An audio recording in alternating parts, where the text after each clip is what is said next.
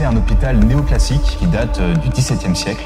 C'est très impressionnant. Il y a tellement de vies et de gens qui sont morts aussi. Et on n'imaginait pas trouver ce qu'on a trouvé.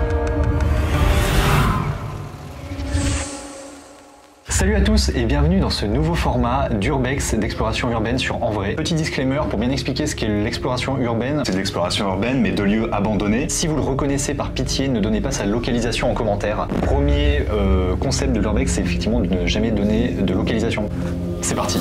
On a visité un hôpital néoclassique, de style néoclassique, qui est assez vieux, qui date du XVIIe siècle. 1660, construction. Était en fonction pendant plus de 300 ans. Il a vraiment été fermé en 1988. Il pouvait aussi permettre à des gens qui n'avaient pas d'emploi, par exemple des orphelins, de travailler dans l'hôpital.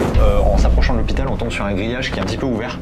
Ensuite, une petite minute de marche à travers les roseaux. On tombe nez à nez avec donc un des murs qui ont servi à emmurer l'hôpital, parce que le but c'est quand même que personne rentre à la base. Et là, le trou est tellement grand que bon, c'est vrai que quand on rentre, il faut tout de suite se poser la question de la sécurité quand même. Il y a des morceaux de plafond qui sont effondrés, on le voit bien. On regarde un peu où on passe parce qu'au-dessus de nous, il y a des trucs avec des bouts de verre qui peuvent tomber à tout moment. Enfin, on rencontre directement sur la droite qu'il y a les anciennes cuisines qui sont grandes ouvertes. Alors quand je te parle d'ancienne cuisine, c'est une cuisine d'hôpital, donc c'est immense.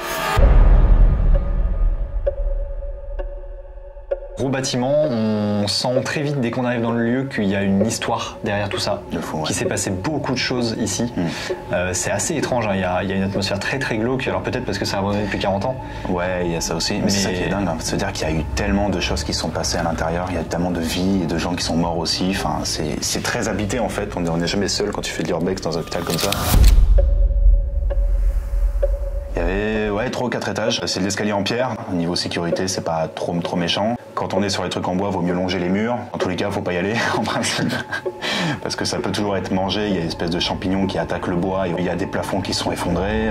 Après, ce qui est bien dans l'urbex, c'est qu'il y a souvent des gens qui laissent des petits messages sur les murs pour dire attention, cet escalier, il est un peu chaud. Très bienveillant. Là, voilà, il y a un grand truc en mode gros danger, donc c'est cool, quoi.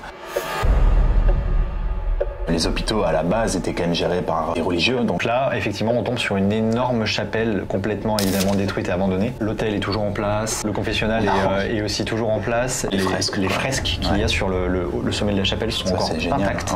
Il y avait un petit joint aussi sur un banc. Quand on explore des lieux comme ça, on prend vraiment beaucoup le temps.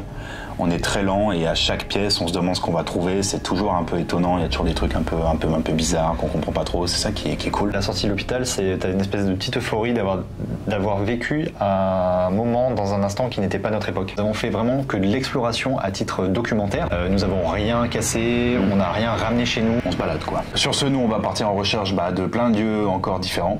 Des manoirs, des hôpitaux, des anciens internats, il y a plein de choses à voir, des églises, des piscines aussi. Ouais. On va en trouver plein. Allez, ciao. Salut.